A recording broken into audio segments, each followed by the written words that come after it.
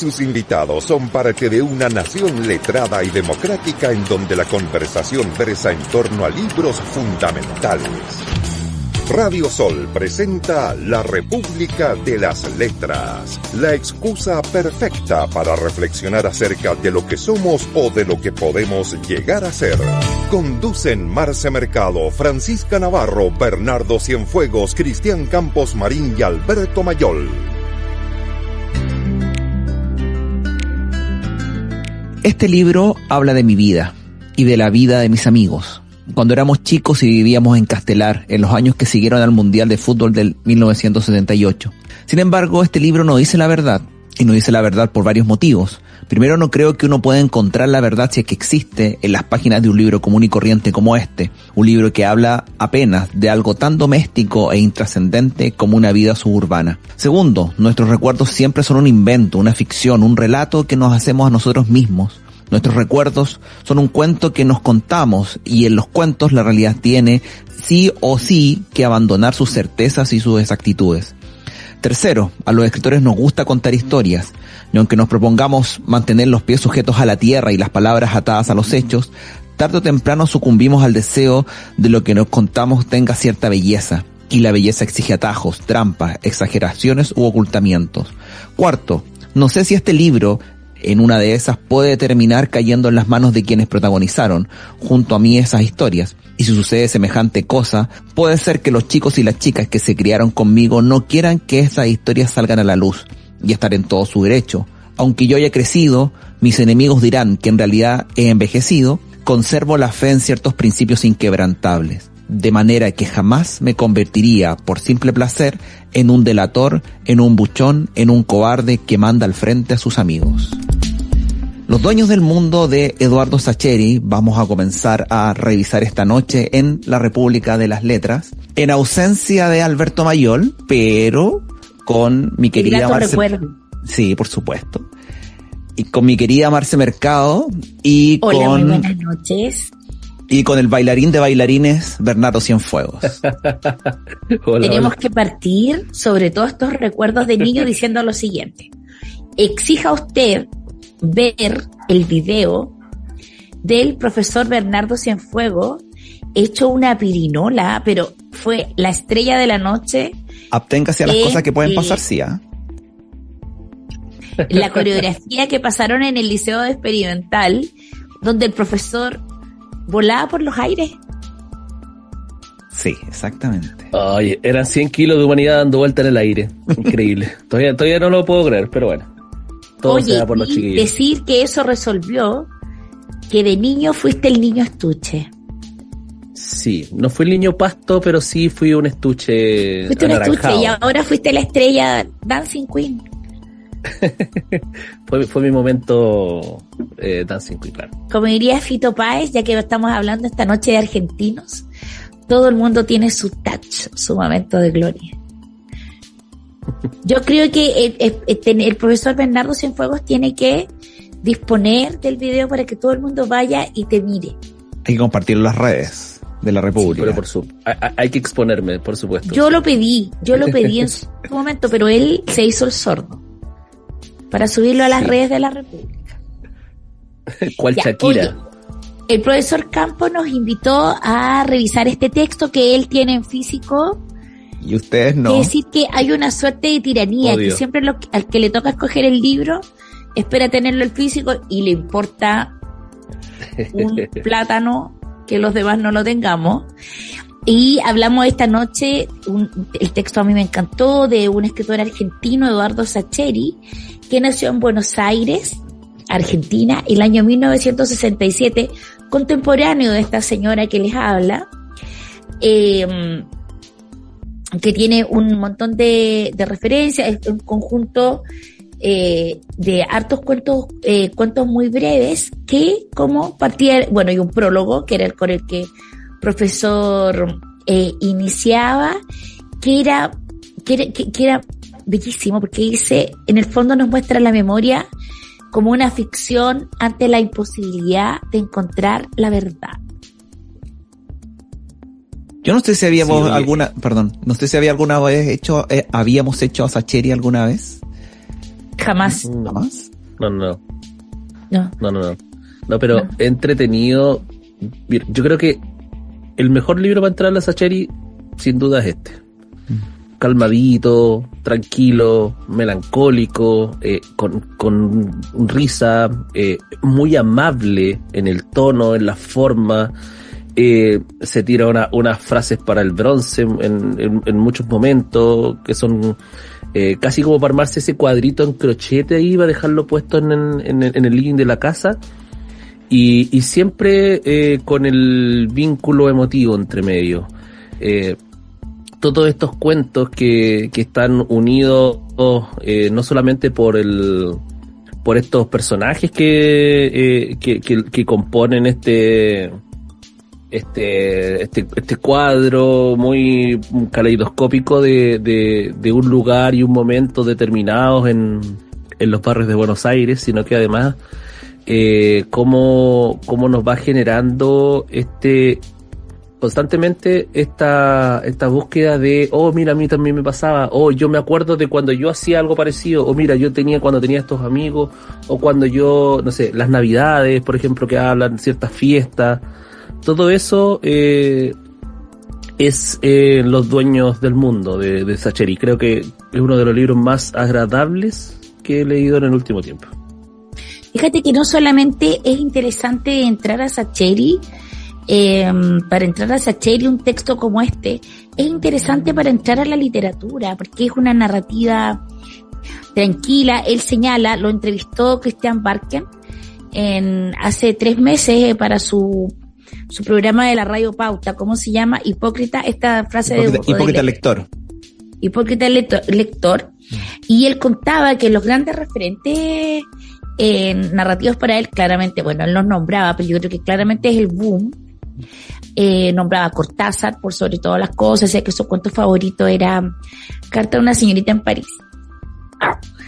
Y si bien es cierto, estos cuentos a los que nos enfrentamos hoy día, que es un texto que él escribió y publicó el año 2012 con un nombre súper sugerente, Los dueños del mundo, y en realidad cuando uno más fue más, dueños del mundo, que durante la infancia relatan hechos reales. De hecho, es bien interesante cómo él nos pone a transitar en Buenos Aires, en el Buenos Aires de los años 70.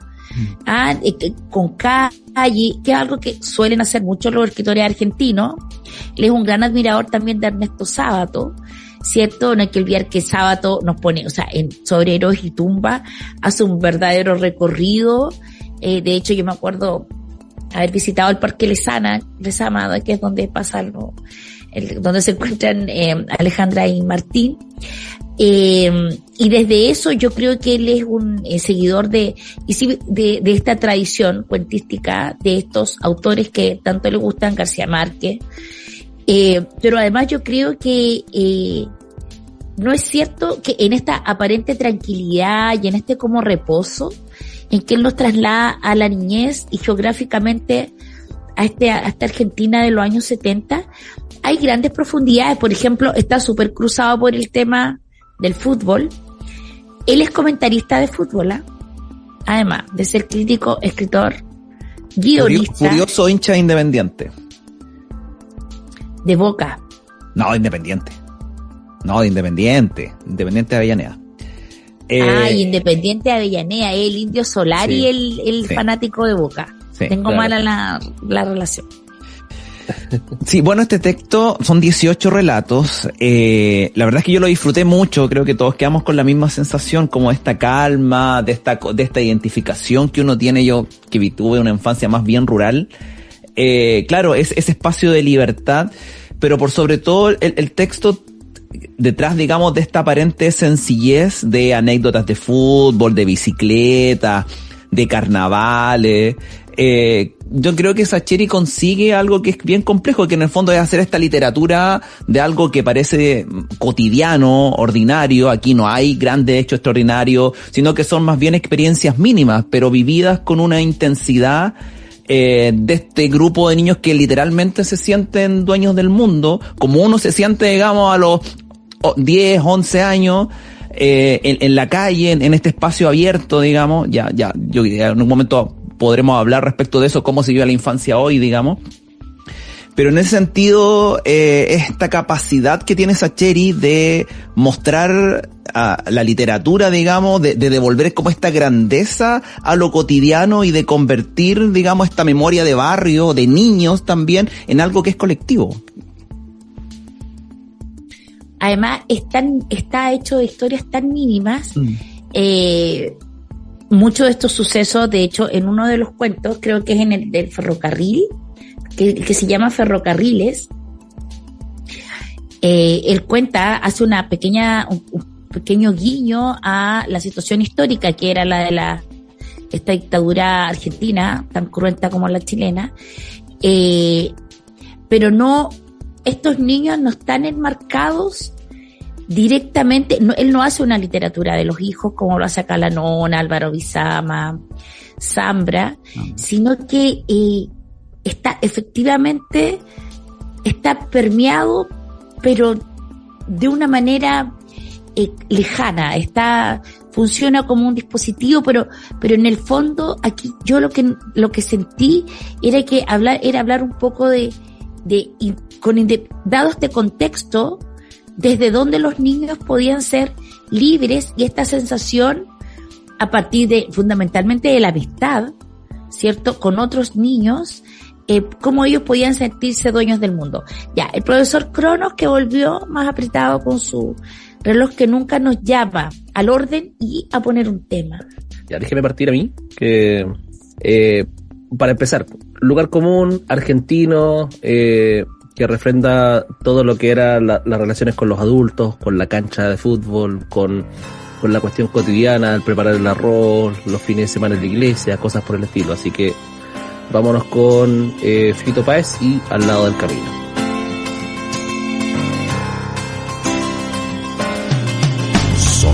Me gusta estar al lado del camino, fumando el humo mientras todo pasa. Me gusta abrir los ojos y estar vivo, tener que vérmelas con la resaca. Entonces navegar se hace preciso en barcos que se estrechen en la nada. Vivir atormentado es sentido, creo que esta sí es la parte más pesada. En tiempos donde nadie escucha a nadie, en tiempos donde todos contra todos, en tiempos egoístas y mezquinos, en tiempos donde siempre estamos solos. Habrá que declararse incompetente en todas las materias de mercado. Habrá que declararse un inocente, o habrá que ser abyecto y desalmado. Yo ya no pertenezco a ningún ismo, me considero vivo y enterrado. Yo puse las canciones en tu Walkman, el tiempo a mí me puso en otro lado. Tendré que hacer lo que es y no debido, tendré que hacer el bien y hacer el daño. No olvides que el perdón es lo divino, y errar a veces suele ser humano. No es bueno nunca hacerse de enemigos que no estén a la altura del conflicto, que piensan que hacen una guerra y se hacen pis encima como chicos, que rondan por siniestros ministerios haciendo la parodia del artista, que todo lo que brilla en este mundo tan solo les da caspa y les da envidia. Yo era un pibe triste y encantado de Beatles, Cañalegui y maravillas. Los libros, las canciones y los pianos, el cine, las traiciones, los enigmas, mi padre, la cerveza, las pastillas, los misterios, el whisky malo, los óleos, el amor, los escenarios, el hambre, el frío, el crimen, el dinero y mis 10 días me hicieron este hombre enredado. Si alguna vez me cruzas por la calle, regálame tu beso y no te aflijas. Si ves que estoy pensando en otra cosa, no es nada malo, es que pasó una brisa. la brisa de la muerte enamorada que ronda como un ángel asesino.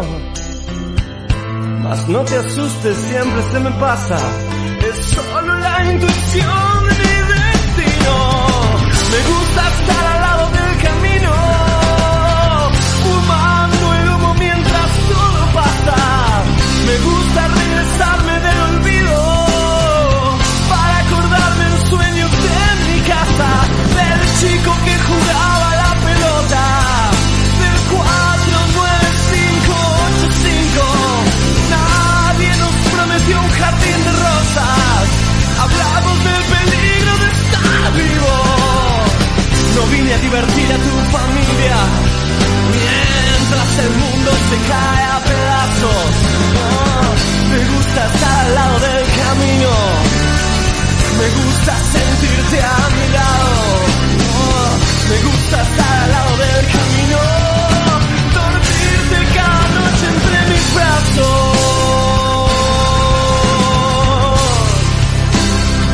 Al lado del camino,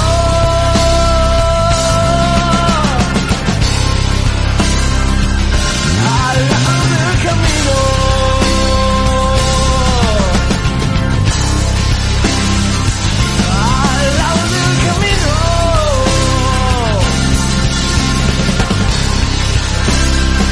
Más entretenido y más barato.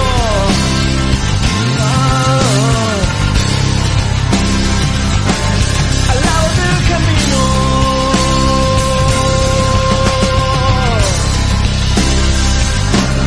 Al lado del camino.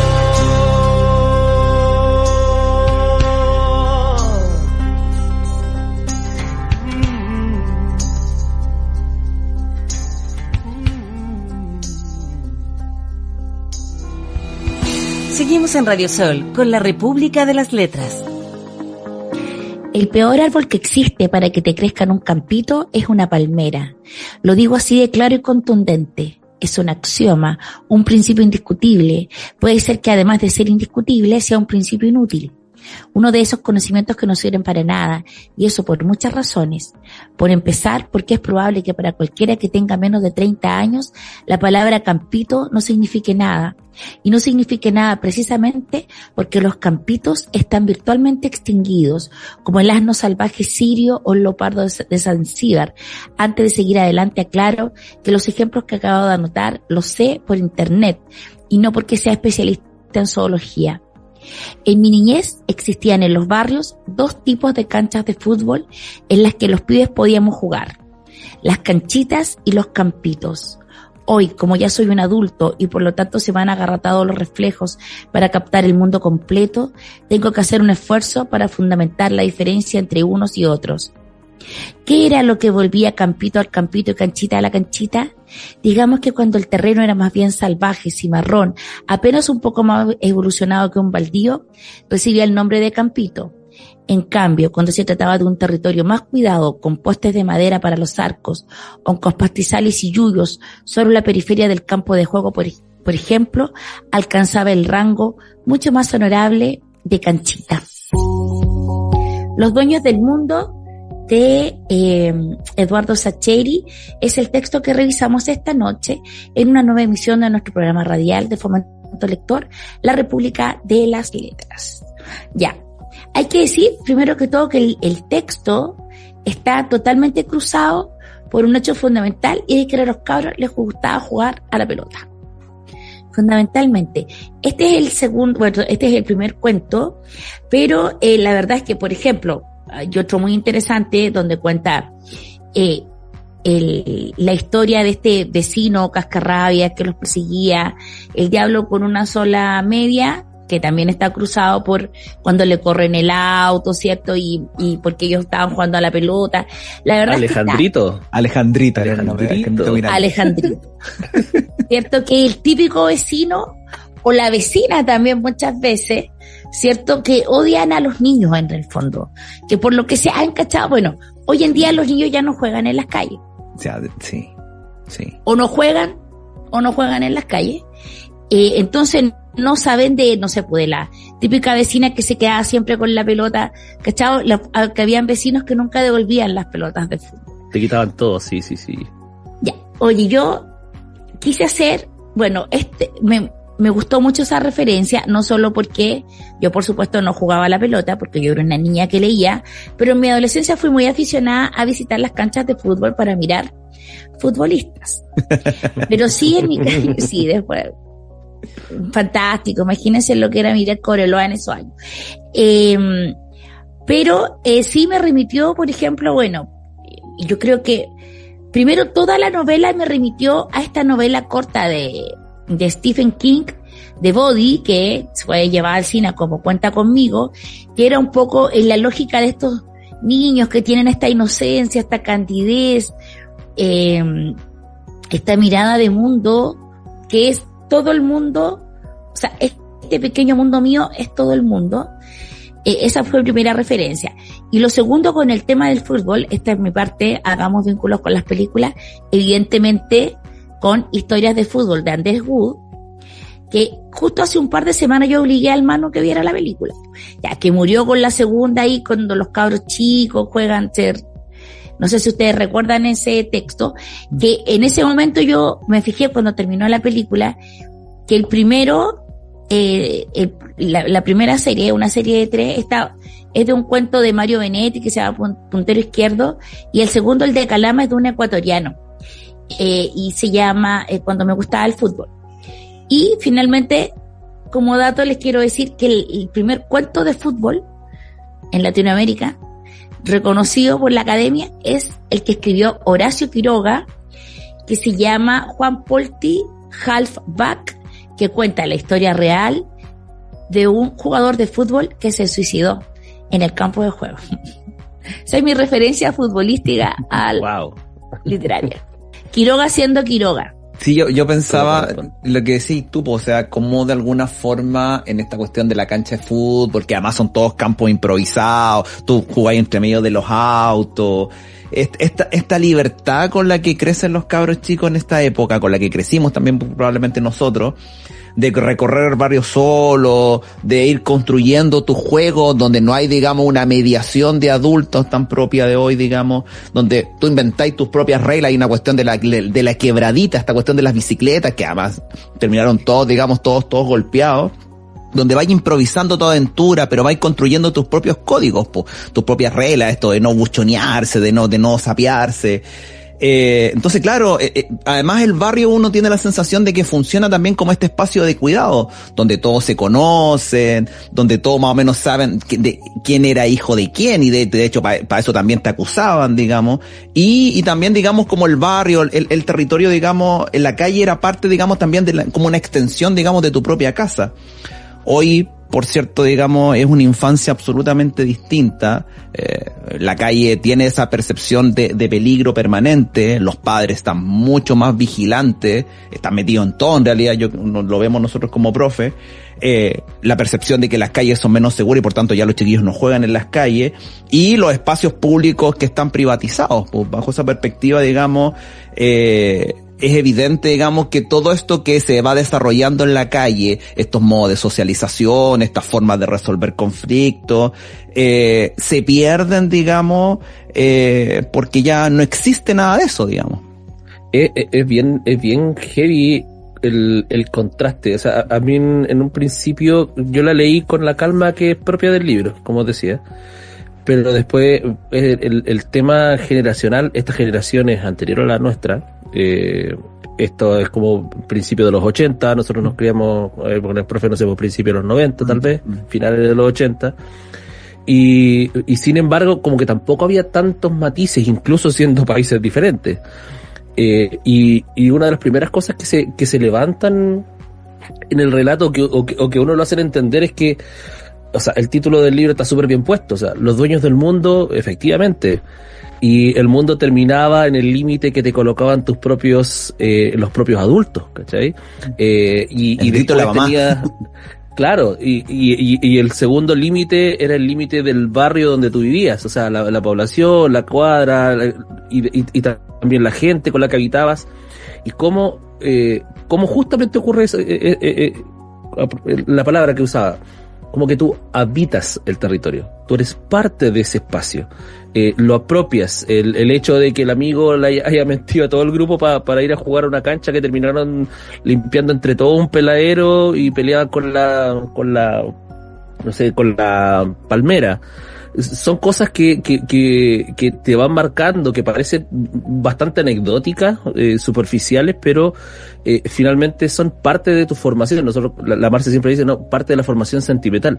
Efectivamente, hay un vínculo emocional con todo eso. Incluso, por ejemplo, que hablando un poco estructuralmente del libro, o sea, los objetos, cómo te van estructurando el vínculo con dicho territorio, la pelota, la calle, la vía del tren, los colectivos, o sea, tiene bicicleta 1, 2, 3, 4, lo mismo estaba pensando yo. Sí, todo te genera un vínculo emotivo con ese espacio, que por una parte es nostálgico, pero en otra parte también es estructuralmente formador del sujeto como persona. Y eso creo que es una de las profundidades que conversábamos antes de empezar el programa, los tres, que uno dice, oye, es súper limpio, es súper sencillo, es súper tranquilo el cuento, pero claro, tienen una capacidad de meterte cosas entre medio que uno lo puede analizar desde el lugar que guste. Que a través de la infancia yo siento que retrata una época completa y es muy limpio el retrato que hace. Uh-huh. Es muy limpio desde la mirada del niño.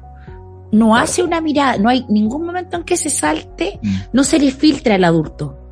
Eso sentí yo. Ningún momento o sea, podría decir esta voz narrativa que es su niño interno, como dirían los positive vibes, que es él siendo niño. Incluso al final, el final es dramático, yo lloré, dije el profe. Y eso que yo nunca tuve amigos porque no salía a jugar a la calle. Pregunta, ¿ustedes fueron de aquellos que jugaban a la pelota en la calle o no? Sí. Yo, mi madre siempre manifestó hasta el día de hoy, digamos, su amor a través de la comida. Entonces yo era muy, muy gordito cuando niño. Entonces habitualmente al guatón del grupo lo tiraban al arco, po. Entonces desarrollé habilidades para jugar al arco y eso me salvó de varias, digamos, porque finalmente siempre el arquero es como bien protegido porque nadie quiere ser arquero, digamos. Así que me salvó hasta yo diría que hasta cuarto medio me salvó de hartas cosas. Y me permitió una inclusión social bastante significativa. Mira, el juego como herramienta de integración social. Yo sé que hay que ir al tema. Solamente quiero decir que fui a un seminario de la IA, a quien agradezco mucho porque se portan fantásticos con nuestros niños de la escuelita, los invitan a todos. Ahora se llama educación inicial, el kindergarten y todas esas cosas. Y hablaban del juego, y yo creo que no está visto como herramienta de integración social. Hablan en contra del adultocentrismo, pero ¿sabes qué? Siempre hablan desde los adultos, ¿cachai? Yo siento que este libro no lo hace. Bueno, en honor a todas las botineras que iban a la cancha a mirar a los cabros que jugaban fútbol, después que miraban a los jugadores de fútbol, voy a ir con Sola en la cancha de Ataque 77.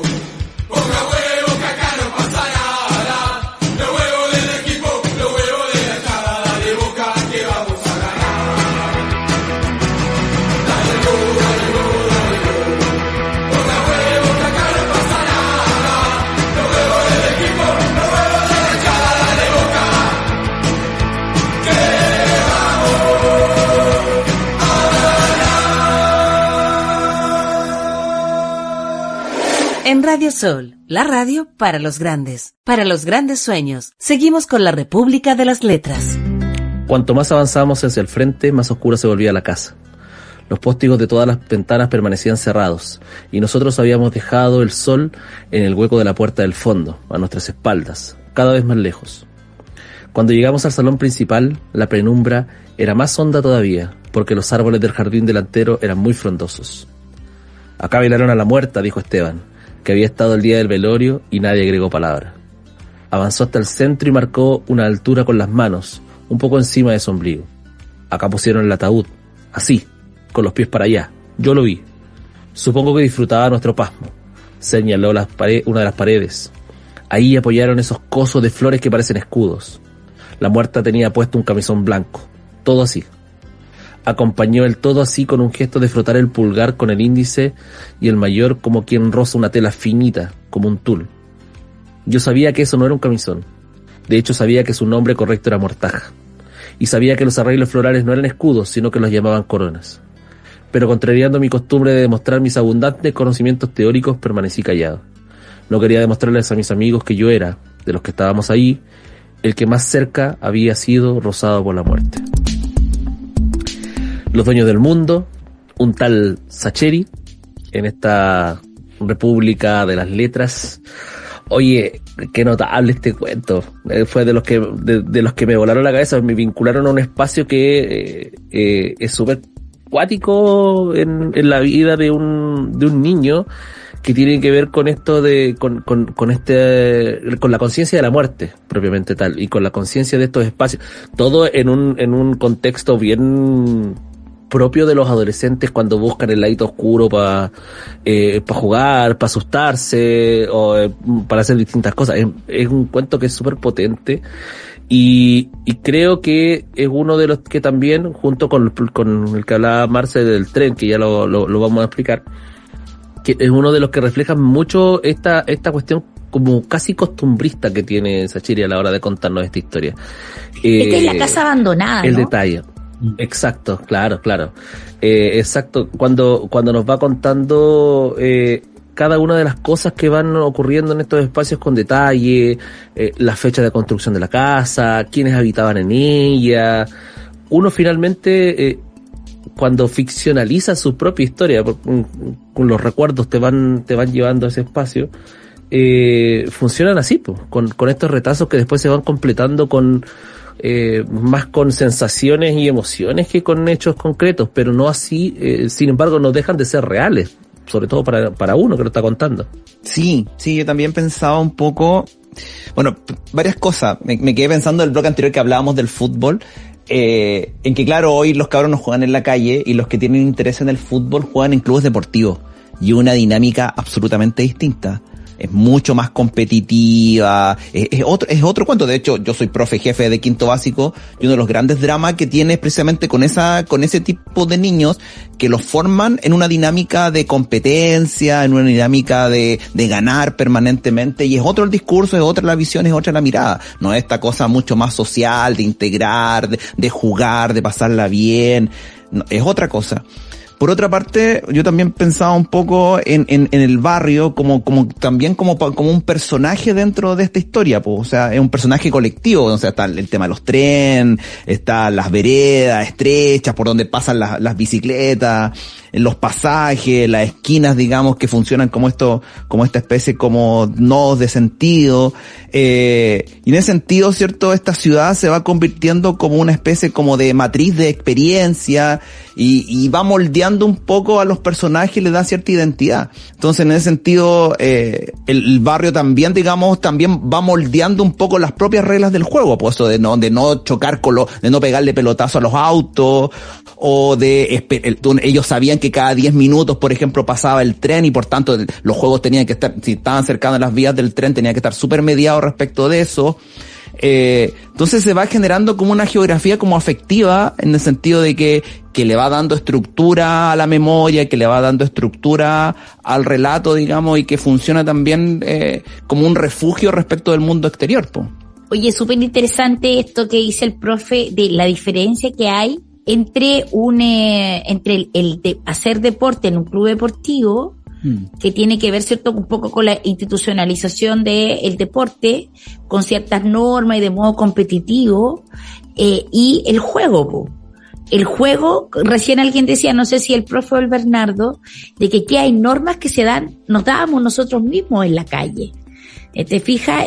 Todo lo define el territorio, todo está definido por un acuerdo, un pacto entre los propios chicos, y de pronto hay un momento en que aparece Carlos, creo que es como este chico que no le gusta el fútbol, que tiene como otro grupo, ¿cierto? Que es como un grupo alternativo. Igual de algún modo llegan como a acuerdos, a pesar de que son rivales. ¿Ah? Oye, y a propósito del cuento que leí el Bernardo, que se llama La casa abandonada, que habla la historia, ¿cierto?, de esta vecina y de la curiosidad, de la imaginación, de las conjeturas que uno se hace cuando es niño, lo misterioso que le parecen ciertos personajes del barrio. Está este asunto de que él tiene, qué bonitos son los finales, los remates que tiene son prácticamente perfectos. Sí. Y este en particular es muy bonito, mire, dice: salimos disparados como liebres cuando escuchamos los primeros gritos de la vecina, aunque los yuyos enormes nos dificultaban la marcha y de vez en cuando nos hacían caer. Mientras me encaramaba en el portón de alambre que ya casi yacía en el piso a fuerza de empujones sucesivos, me di vuelta para ver otra vez la casa. Ya no le tenía miedo y creo que los demás tampoco. Ojalá a la muerte siempre se la pudiese hacer regular así, a pura fuerza de pedradas. Son súper bonitos los remates que tiene. Si no lo estuviera leyendo en PDF, podría hacer más ágil pero me demoro. Solo el profesor Campos tiene el libro, no estaba disponible, yo tengo Moderato Cantabile sucedió exactamente lo mismo, el libro lo tenías solamente tú. Terrible, me quiero matar. Ya. Oye, ¿toca el tema o no? Sí, estamos como justo el tema. Profesor, ¿a quién le vas a dedicar esta canción? A alguna argentina. Por supuesto.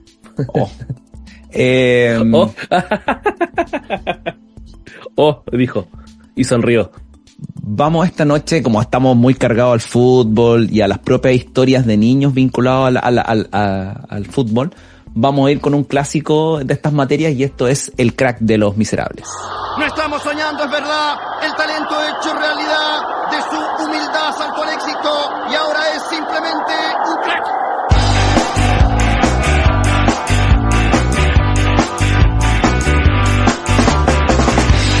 Sueños de niñez, convertir alguna vez un gol a estadio lleno, eludiendo al portero.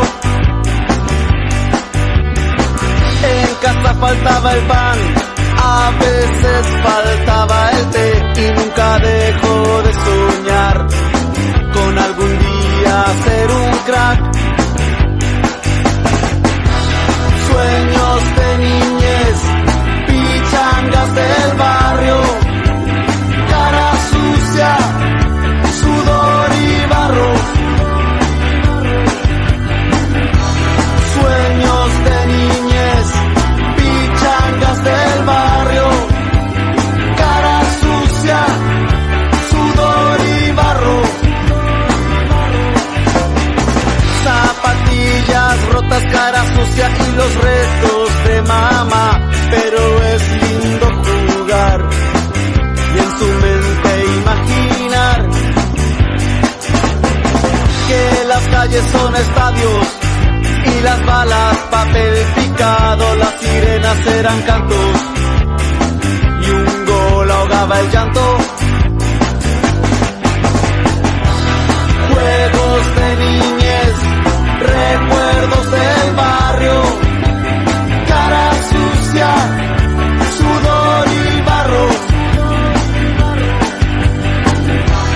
Juegos de niñez, recuerdos del barrio, cara sucia, sudor y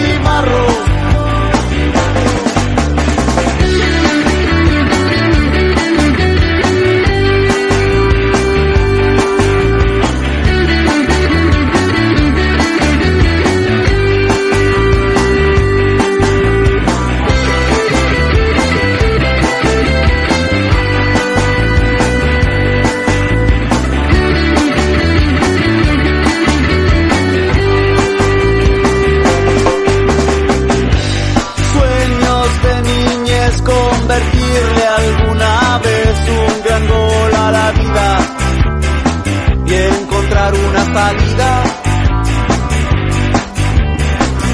Tan solo una ilusión al destino doblegó y los sueños de un niño que en crack se convirtió. Sueños de niñez, pichangas del barrio, cara sucia, sudor y barro. Juegos de niñez, recuerdos del barrio, cara sucia, sudor y barro.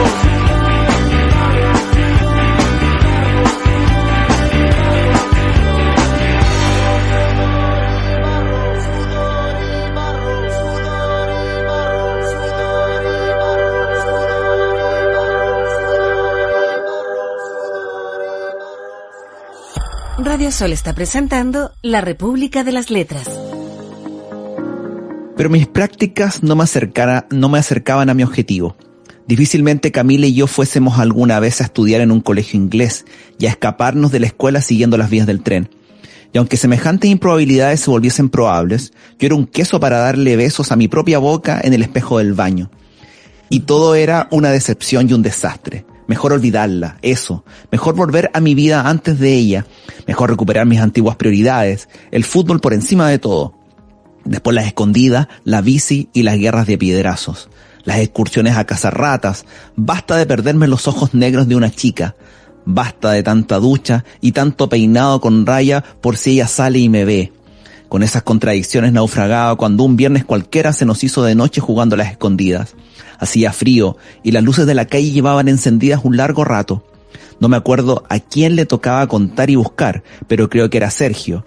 Yo había elegido mal dónde esconderme y me descubrió antes que a nadie.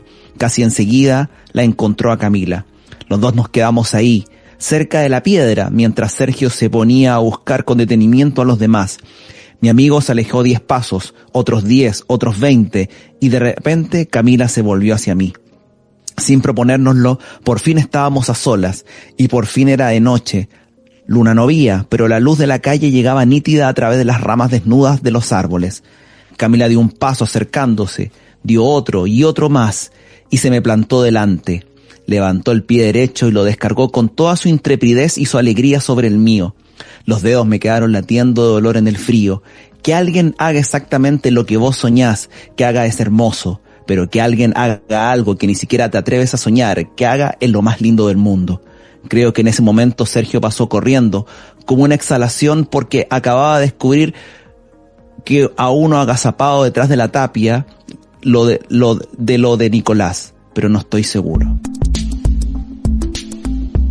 Los dueños del mundo, Eduardo Sacheri, revisamos esta noche en La República de las Letras. En este texto este cuentito en particular tiene que ver con una moda que había en ese momento, que era, si te gustaba un niño, tú tenías que pegarle un pisotón, supuestamente era como un embrujo, ¿cierto? Y el niño iba a quedar prendado de ti, digamos, después de ese pisotón. Entonces andaban todos los pisotones y la gran historia del proceso es como el atreverse a darle el pisotón a la niña, digamos, ¿no?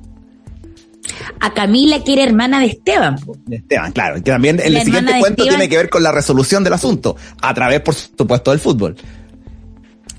Claro, el mejor gol de mi vida. El mejor gol, sí. El mejor gol de mi vida. El mejor gol de mi vida, que es el último capítulo antes del epílogo. Claro, pero te fijas cómo los juegos estaban cruzados por esta serie. Era ritual el juego. Yo quiero creer que en la actual humanidad en la que nos encontramos sumergidos, los chiquillos juegan. Nuestros niños de la escuelita juegan, fíjate tú, en el cerro y todo, pero uno nota porque tienen un idioma, así que yo me imagino que habrán generado nuevas estructuras de juego. Yo lo desconozco porque antes estaba todo ahí, pues la calle es su lugar, era el lugar nuestro, aunque sea un poquito.